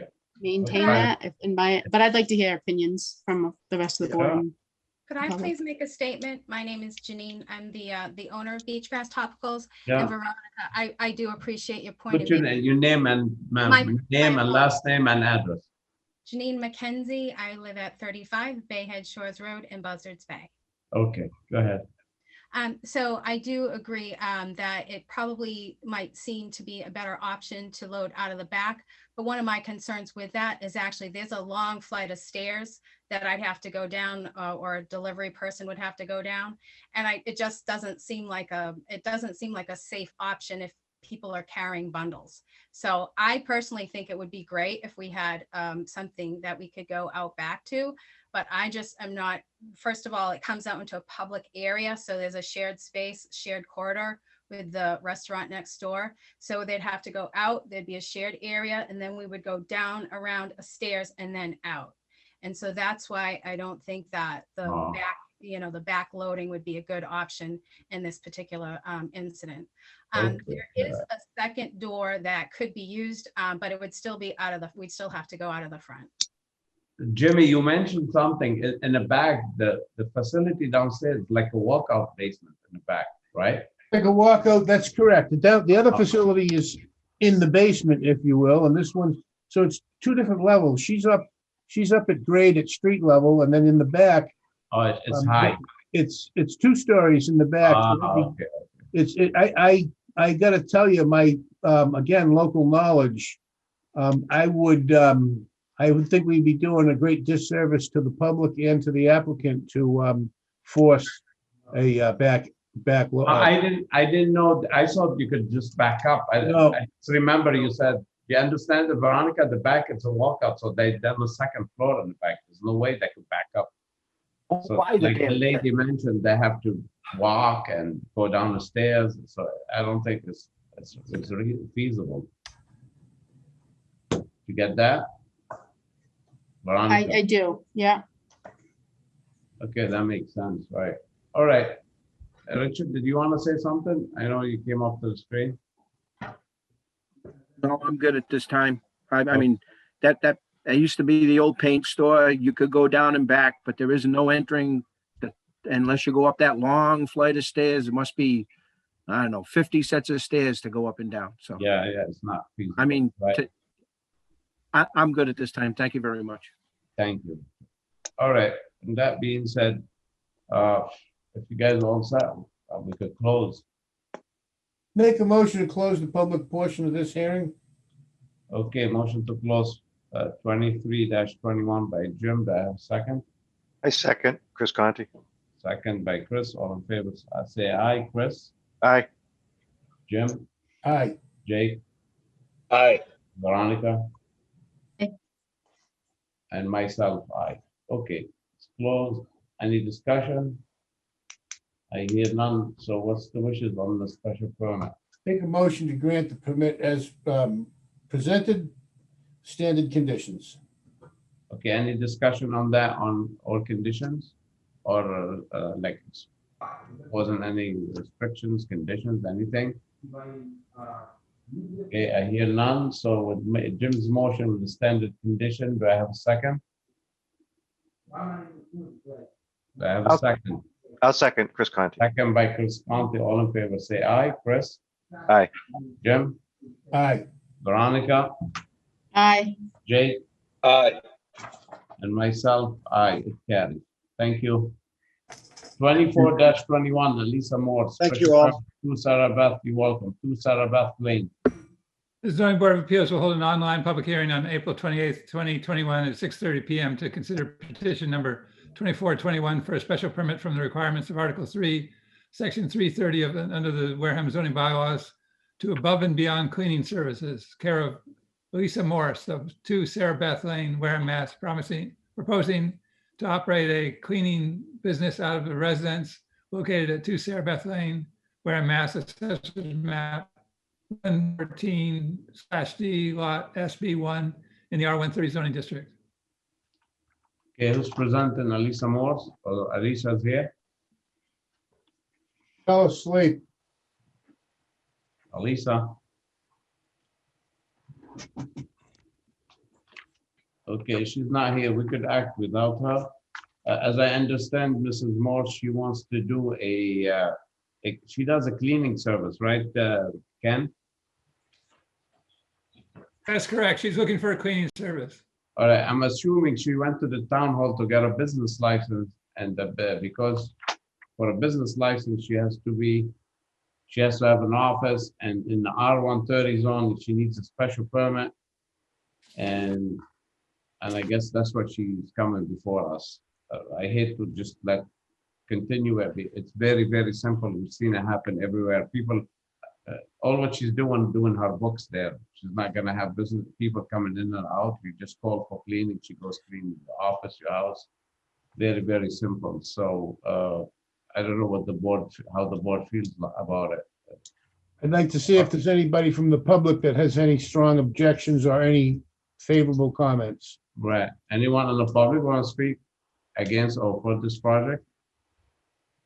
Hello, yes, can I speak for a minute? Of course you can. Just state your name and address. Okay, my name is Charlene Nagel. I live at 309 Charge Pond Road. Yeah. And our backyard faces Mr. Sergi's side house, his house. Yeah. And I really oppose this. Because I believe that where Mr. Sergi already has an office out of his house, I guess he has a permit for an office for his landscaping, okay? And I firmly believe that this is going under his girlfriend's name. Sergi always goes one step beyond, okay? We've had problems with him since 2000, since he moved in, all right? Between his trucks and his yard looks like a salvage yard, between his equipment. And I feel this area on Charge Pond Road is beginning to be business zoned. We have 3 of them. We have Mr. Seeley. You should go and take a look what's in front of his house. Mr. Sergi, his house, like I said, looks like a salvage yard. He has what? He has 5 big storage containers in his yard. And I'm assuming you need permits for that. He has a pool. I'm sure you need a permit for that. He is irresponsible. He doesn't care about his neighbors. Mr. Sergi has been the neighbor from, excuse my French, HELL. If you ever want a meeting with us, I have emails from 2014 to 2020. Mr. Sergi, it never used to be like this on the street. I've been living here 34 years. And when I first moved in, there was about 8 homes on the street. And then as the growth started, you know, more families moved in. And we were really, the neighbors here, they would help one another. If they were having a party, they would always let us know. Mr. Sergi does what he wants and when he wants. We've had the police down there many times. He's just irresponsible, lighting off fireworks. We were having trouble with his dogs. It took 2.5. I'm just upset that he wants another business running from his house. We haven't had peace. We're in our 60s and my mother is 86. And I gotta tell you, we have no peace. Between his roosters, he lets them run around. I understood that he had a stable permit. I'm just sorry to ramble, but I'm just upset. I'm upset. I understand. Yeah, between his roosters crowing, and he has ducks. He did have a couple of pigs, or at least one pig. I don't know now. He had goats. He had horses. We could never spend time in our backyard because that's all we could smell was manure.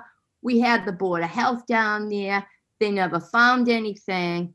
So I just oppose it. He's just don't care about anybody. He's starting to light off fireworks again. He lets them off 10, 11, 12 o'clock at night. And you know, when you're trying to sleep, it's been awful. And I think by granting him,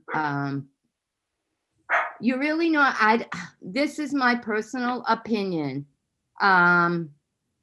It's not that you're granting her, you're granting him. Because Mr. Sergi has just been.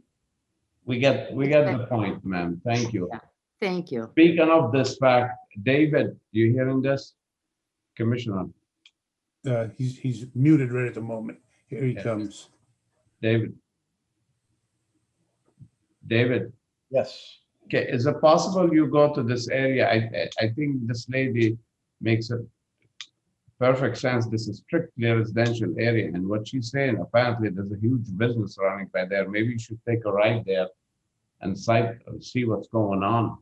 I mean, according to that lady, there's a lot of things going on there. Maybe you should take a ride. We can stop by there, Mr. Chairman. Yeah, all right.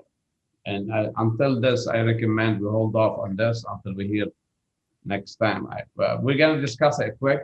I mean, if it's just a cleaning business, but I'm definitely, after I heard from the neighbor, definitely not ready to move forward until we sort out what's going on and come to the bottom of it.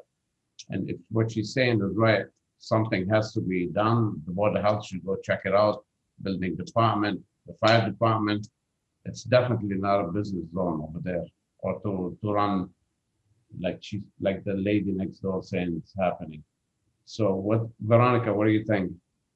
I completely agree. I'm not, I wouldn't want to move forward on any kind of a permit unless, you know, some of these unlawful, I don't know, the situation is fixed. Right. Richard, what do you think of that? I agree with you, Nazi. Okay. You know, it's definitely, and then I guess there's somebody else that's got containers down the road. It's a different situation. And Yeah, I thought we've talked about that. What's that? These needs permits, and they're only good for like 6 weeks, and they need a fire department permit as well. Yep. So we'll ask the fire, I'll ask the captain there, the chief, the assistant chief, to go look at it as well. Ma'am, the lady who spoke, do you know what address is the containers? Is it the same property or different property? They're on his property. Okay, very good. Thank you. Thank you so much. Jimmy, final thoughts? My only comment is the application comes from an Alyssa Morse, not a Sergi. If they live at the same residence, I get where the lady's coming from. I'm all in favor of continuing, and I'd like the record to include that I feel before I could vote on this, I'd need to see Alyssa Morse attend the meeting and speak on her own behalf. Right. And the license is for the property still, so it goes. I got you. It has to be addressed properly. Jake? Nothing at this time. Okay, and Chris, did you made a comment, Chris? You good? I agree. That was the first thing that I looked at, was that she wasn't even the owner of the property, but yet she's applying for it. There's no letter from the owner of the property saying that he backs her or any of that type of. That is up. You're absolutely right. It's definitely, she's gonna need like a lease or permission, written permission on for the record that she's allowed to run a business. That's a good point, Chris. I think we should replace Sonia by you. And she didn't even show up for the meeting. I know. So I'm talking of, yes. If I may, I just spoke to Elisa Morse. She's stating that she was not aware that today was the meeting. We didn't mean to, we're just joking. We don't want to replace you. But she's joining, I believe. So, and I know it's super late where you are, but she's about to log in. Okay. Anyway, it doesn't matter. The board has decided to continue. She could log in. She's Well, on time. if she's going to log in, if she's going to log in, let's let her at least show her face or speak, I think, if she gets in on time. Alisa, are you on? He's not on yet. Okay. Well, she's not on. We move forward. All right. Make a So motion to continue. Motion to continue by Jim. Do I have a second? Second, Jacob Morrison. Second by Jake. All in favor to continue and until we hear from the building commissioner. All in favor to say aye, Veronica? Should we leave it with an open until we hear from the building commissioner? What if we Yeah, don't it's hear from open. him? We continue in it. It's open. Okay, to the next meeting. Okay, To the next week, to May 12th, yes. Continue Okay. to May 12th. So you aye? You're a second? I'm aye. Aye. Yes. Okay, Jay? Richard? On this one? Just, we continue it. Just say aye or no. Oh, yeah, aye. Okay, and myself, aye, Jim? Aye. All right, so this is going to May 12th. We'll address it when we get to it. We'll see what happens from commissioner and fire department and all that. And hopefully Board of Health too.